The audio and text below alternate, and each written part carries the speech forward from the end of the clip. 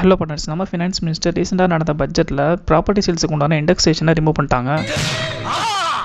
இண்டெக்ஸேஷனா என்ன அப்படின்னு பார்த்தீங்கன்னா, 2001 100 வேல்யூ இப்போ 348 ரூபா இன்ஃப்ளேஷன் பேஸ் பண்ணி. நீங்கள் ஒரு ப்ராப்பர்ட்டியை 2001 10 லட்ச ரூபாய்க்கு வாங்குறீங்க, அதை இப்போ 50 lakhsக்கு சேல் பண்ணுறீங்கன்னா உங்களோட ப்ராஃபிட் 40 lakhs. ஆனால் இண்டெக்ஸேஷன் வேல்யூ பேஸ் பண்ண இதோட வேல்யூ 36,30,000. ஸோ உங்களோட ப்ராஃபிட்லேருந்து இந்த வேல்யூவை மைனஸ் பண்ணி மீதி வர 13,70,000 ரூபாய்க்கு மட்டும் வித் இண்டெக்ஸேஷனில் 20% டேக்ஸாக 2,74,000 ரூபா பே பண்ணால் போதும்.